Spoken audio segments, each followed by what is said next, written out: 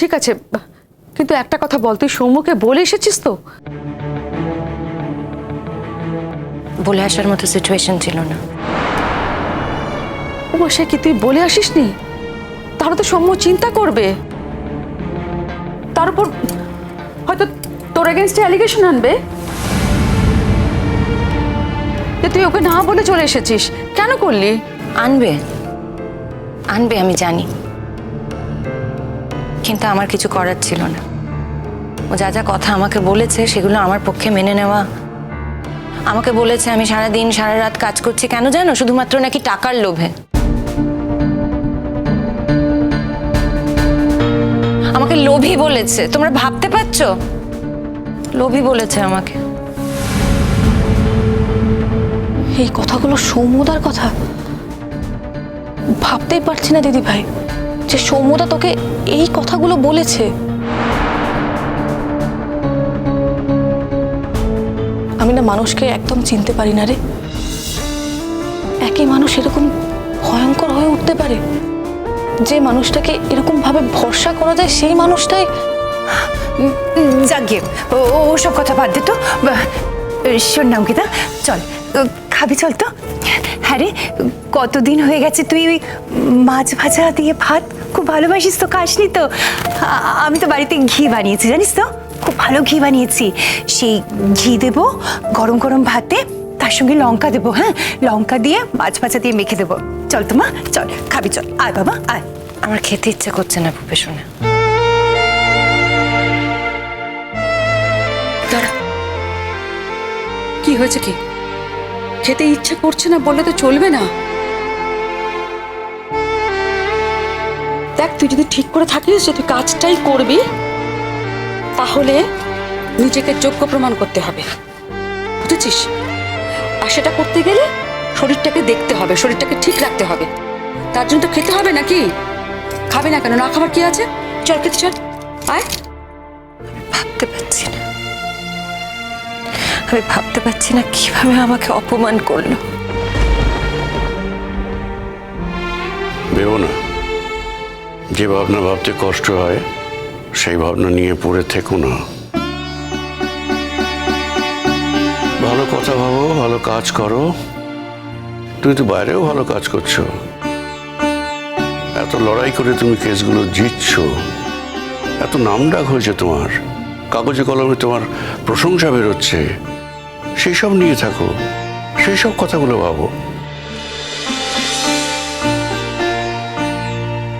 সেটাই তো কাল হয়েছে দাদু ভাই। এই যে এত লেখালেখি হলো, এত প্রশংসা, এত অ্যাকসেপ্ট করতে পারলো কই? অ্যাকসেপ্ট করতে পারলো না তো।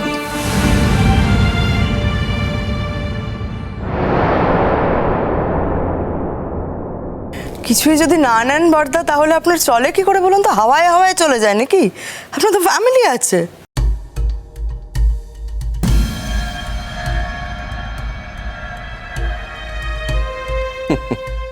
হ্যাঁ, আসলে এতদিন যে টাকা জমিয়েছি তাতে আমার দিব্য চলে যায়।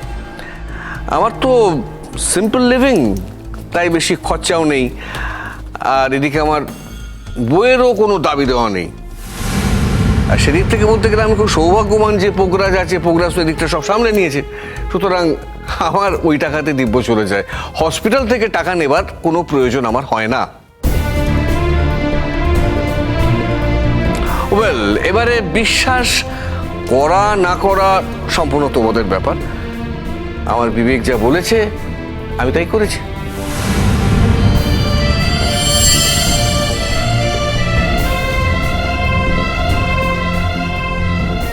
তোমার বিবেক কি এটা বলে না তুমি বাবার কথাটা রক্ষা করো, তার সমস্ত কিছু পরম্পরা বেসিসে এগিয়ে নিয়ে চলো? এটা তোমার মনে হয় না? হ্যাঁ, ইচ্ছে তো করে, কিন্তু আমি তো জানি যে ওখানে কুশলের মতো একজন যোগ্য লোক আছে। তাছাড়া পোগরাজ আছে, ও সব সামলে নেবে। আর পোগরাজকে সাহায্য করার জন্য তো এই মেয়েটা মানে রঞ্জা তো আছে। রঞ্জা খুবই ডেডিকেটেড, খুব পরিশ্রমী, মন দিয়ে কাজ করে। আর সব থেকে বড় কথা, আমার ছেলে পোগরাজকেও ভালোবাসে।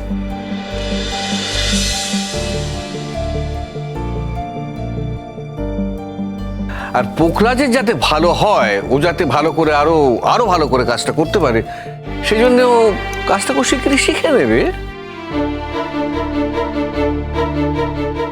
বাবা, কি হলো?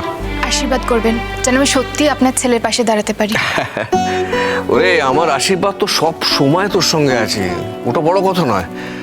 আসলে কি জানিস, আমি এইসব জটিলতার মধ্যে ঠিক আর ঢুকতে চাই না। জটিলতার কি আছে? তোমার একজন ভাই নামি ডাক্তার আর একজন হাসপাতালটাকে দেখেছে, তাদের খারাপ লাগবে না? তারা যদি দেখে তাদের হাঁটুর বয়সী, মানে সেদিন জন্মেছে একজন, হ্যাঁ, সে সব কিছু ওখানে করছে, ছড়ি ঘোরাচ্ছে, তাদের খারাপ লাগবে নাকি? সব তো তোমার বাবার জন্যই হয়েছে, একটু ভেবে দেখো না।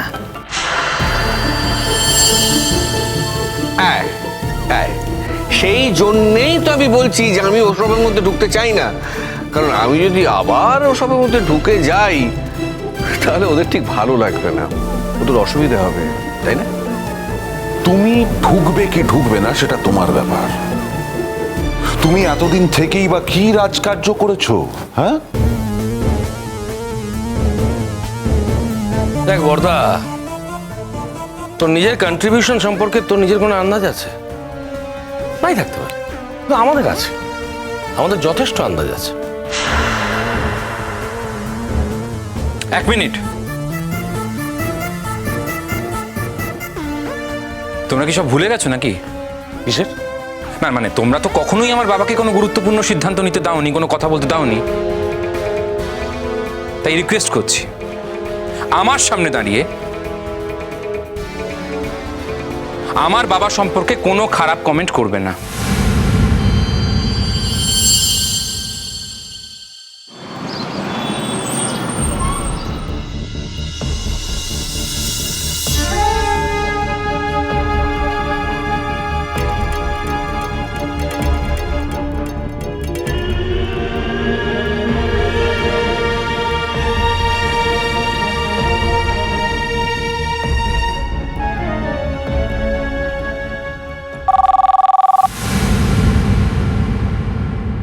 ওই দেখো কে আবার ফোন করলো। দাঁড়াও, আমি দেখছি।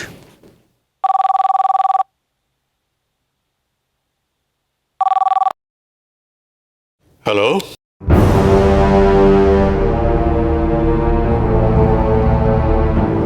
অঙ্কিতা আপনাদের বাড়িতে গেছে? সৌম্য,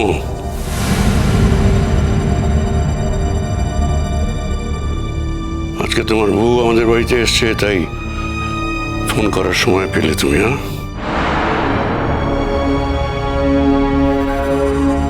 কিছু মনে করবেন না, একটা কথা বলছি আপনাকে। অঙ্কিতা কিন্তু আমার বাড়ি থেকে না বলে চলে গেছে।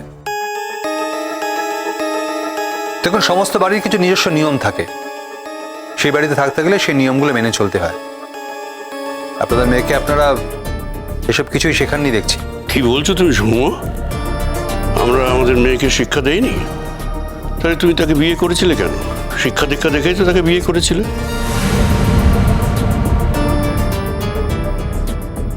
হঠাৎ তোমার মনে হচ্ছে যে আমার মেয়ের কোনো শিক্ষা দীক্ষা নেই কেন?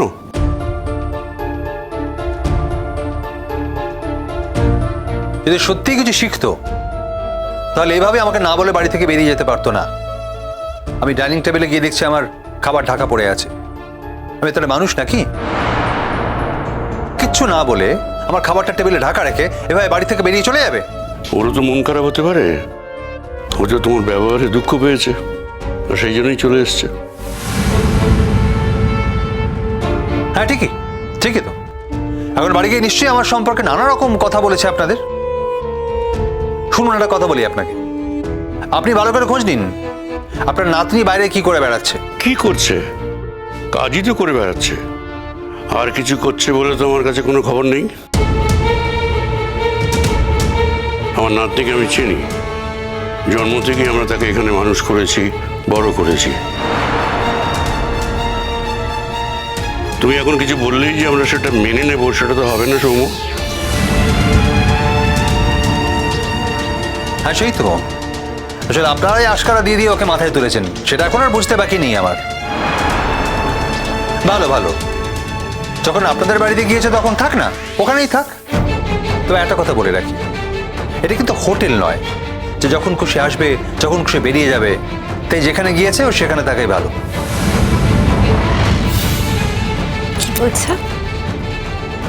আমি তো কথা বলছি, তোমার তো কথা বলার দরকার নেই এর মধ্যে।